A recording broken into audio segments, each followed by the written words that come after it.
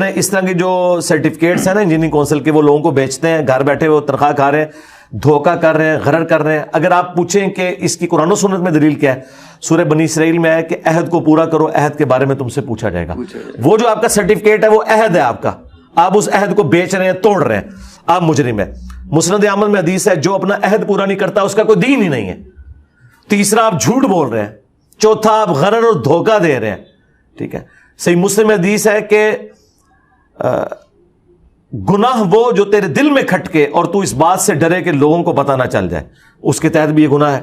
جامع ترمذی میں حدیث ہے، حسن بن علی کہتے ہیں نبی علیہ السلام نے مجھے نصیحت کی تھی جو چیز تمہیں شک میں ڈال دے اسے چھوڑ دو. یہ شک نہیں ہے تو یقیناً جھوٹ ہے اور فراڈ ہے، تو یہ ان کی کمائی بھی حرام ہے.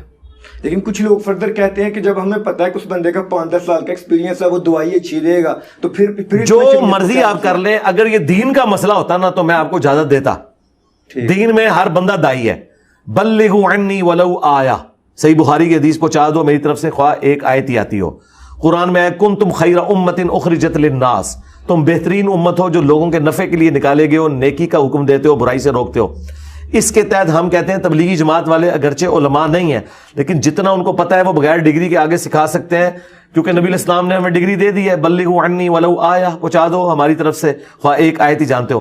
لیکن یہ رول ڈاکٹری کی فیلڈ میں، انجینئرنگ کی فیلڈ میں اپلائی نہیں ہوتا. وہاں یہ جرم ہے، وہاں آپ یہ نہیں کر سکتے. ایون میں اپنے لیے بھی کہتا ہوں، ہمارے اسٹوڈنٹ بڑے بڑے مفتی ہیں، علماء ہیں، وہ مجھ سے مسئلے پوچھتے ہیں چاہے میری ویڈیوز کے ذریعے ڈائریکٹ فون کر کے. اس کے باوجود میں نے کبھی کوئی فتویٰ نہیں جاری کیا، نہ کوئی اپنا میں نے کوئی لیٹر بنایا جس پہ میں لکھ کے دوں. اس لیے میں کہتا ہوں کہ قانوناً آتھرائزڈ ہیں علماء. نکاح طلاق کے ایشو آتے ہیں ہم ان کے پاس بھیجتے ہیں، مسئلہ بتا دیتے ہیں کیونکہ وہ تو ہماری ذمہ داری ہے. اس کے بعد فتوے کے لیے ہم وہاں بھیجتے ہیں کہ آپ جائیں ان سے ریٹن میں آپ فتویٰ لے لیں، اور جو یہ فتویٰ دے گا وہ صحیح فتویٰ دے رہا ہے، جو دوسرا دے رہا ہے وہ غلط ہے، آپ اسے نہ لیں. یہ ہم ضرور بتاتے ہیں. تو یہ کام تو ہم نہیں کرتے، حالانکہ ہمیں اللہ کے نبی نے ڈگری دی ہوئی ہے، اس کے باوجود ہم صرف دینی مسئلہ بتاتے ہیں. وہ یہ کرے کہ جن کے پاس اس طرح کی ڈگری ہے نا وہ خود اس طرح کا کام کریں، کسی دوسرے کو اتھرائز اس لیے نہ کریں کہ قانوناً یہ جرم ہے. ہاں اگر قانون یہ کہہ دے، جس طرح ہمارے اداروں میں بھی ہوتا ہے کہ میٹرک کے ساتھ اگر آپ کا 10 سال کا ایکسپیرینس ہے نا تو وہ آپ کو ڈپلوما ہولڈر جو فریش ہے نا اس کے ایکویلنٹ جاب دے دیتے ہیں. ٹھیک ہے. یا آپ کے پاس 3 سال کا ڈپلوما ہو یا آپ میٹرک پلس 10 ایئرس ایکسپیرینس ہو میکینیکل کی فیلڈ میں، تو وہ ایکویلنٹ جاب دیتے ہیں. تو وہ گورنمنٹ نے خود مان لیا کہ ڈگری کے بغیر 10 سال کا ایکسپیرینس کرے گا. اس طریقے سے جس طرح میں نے میکینیکل انجینئرنگ کی ڈگری کی ہوئی ہے، اچھا اس کے ایکویلنٹ کوئی نہیں ہوتا کہ جو جس نے بی ایس سی انجینئرنگ کی ہوئی ہے بیچلر، تو diploma holder with this experience. ہاں ہم سے ایک گریڈ نیچے وہ کہہ دیتے ہیں کہ ڈپلوما ہولڈر یا بی ٹیک آنر کیا ہوا ہے اس نے، ساتھ اس کا 15 سال کا ایکسپیرینس ہے، تو آپ کو انجینئر کے برابر 17واں گریڈ تو نہیں دیں گے، 16واں دے دیں گے. ٹھیک ہے. تو اگر اس طرح کا کوئی رول گورنمنٹ بنائے نا تو پھر تو درست ہے، اور اگر گورنمنٹ نہیں بنایا ہوا تو یہ غلط اس لیے ہے کہ آپ لوگوں کا حق مار رہے ہیں. یہاں کسی اور کو بیٹھنا تھا، اس وجہ سے آپ نے ان کا حق بھی مارا نا. ہم کہتے ہیں، جو لوگ کہتے ہیں جی ہم نے ٹاپ کیا، پوزیشن حاصل کی، لیکن بعد میں نے رشوت دے کے جاب لی، تو میں یہ کہوں گا کہ رشوت دے کے جاب تم نہیں لے سکتے. اس کی وجہ یہ کہ جاب کے لیے صرف ڈگری ریکوائرمنٹ نہیں تھی، وہ انٹری ٹیسٹ بھی ریکوائرمنٹ تھا. ہو سکتا ہے تم اس میں فیل ہو جاؤ، پھر تم کیا کرو گے؟ تم اس کو بنیاد بناؤ گے؟ نہیں، جب تک وہ ساری ریکوائرمنٹ نہیں ہے.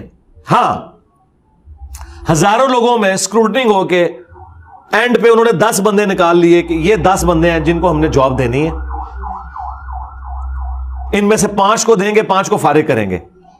اب آپ کو پتا ہے کہ ان میں سے 5 وہ لگیں گے جو رشوت دیں گے، تو اب آپ کوالیفائی کر چکے ہیں. صرف رشوت نہ دینے کی وجہ سے آپ فارغ ہو رہے ہیں، یہاں آپ رشوت لگا لیں اپنے جائز کام کے لیے، کیونکہ اب وہ میرٹ نہیں، میرٹ یہاں تک ہی تھا.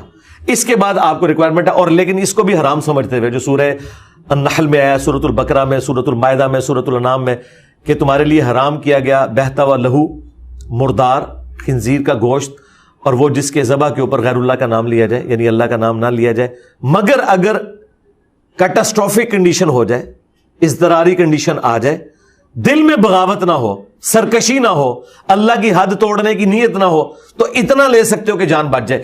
اس کیٹیگری میں پھر یہ فال کرے گا. ٹھیک ہے. اچھا علی بھائی، اگلا کوشچن ہے کہ جس طرح کچھ علماء کرام کہتے ہیں، آپ کا بھی پوائنٹ آف ویو ہے کہ یوٹیوب سے ارننگ جائز نہیں ہے، حرام ہے. ان کچھ علماء کرام ہیں وہ بھی بڑے نامور لوگوں کو سنتے ہیں، وہ کہتے ہیں کہ یوٹیوب ایڈ سے جو ارننگ ہوتی ہے وہ حلال ہے. ایک ایسا نوجوان ہے ٹھیک ہے جس کو دینی اتنا علم نہیں ہے، وہ کس کی بات سنے، کس کو فالو کرے؟ میرا حال کسی کی سننے کی ضرورت ہی نہیں ہے، اس کو خود ہی پتا ہے. مجھے بتائیں اس وقت پلانٹ ارتھ پہ کون سا مسلمان نوجوان ہے جو یہ کہتا ہے کہ اپنے گھر میں بے پردہ عورتوں کا ڈانس دکھا کر اس کی کمائی حلال ہے؟ یہ کون سا مفتی ہے جس نے یہ فتویٰ دیا ہے؟ کوئی بھی نہیں دیتا.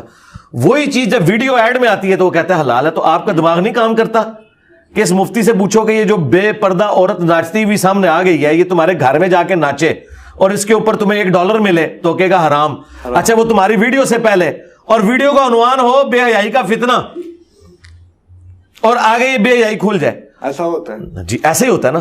تو دیکھ لینا جی لوگ ان کی عزت کر رہے ہیں کیا. دوسرا، جس مفتی کی آپ بات کر رہے ہیں اسی فرقے کے سب سے بڑے مفتی نے، جس کو وہ حضرت تقی عثمانی کہتا ہے، ان تو فتویٰ دیا کہ حرام ہے.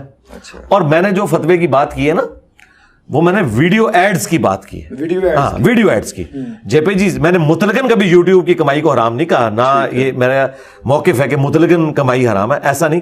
میں ویڈیو ایڈز کی بات کرتا ہوں. ظاہر ہے کہ میں، اگر آپ کے پاس کی کوئی جسٹیفیکیشن موجود ہے تو آپ مجھے بتا دیں کہ ہاں.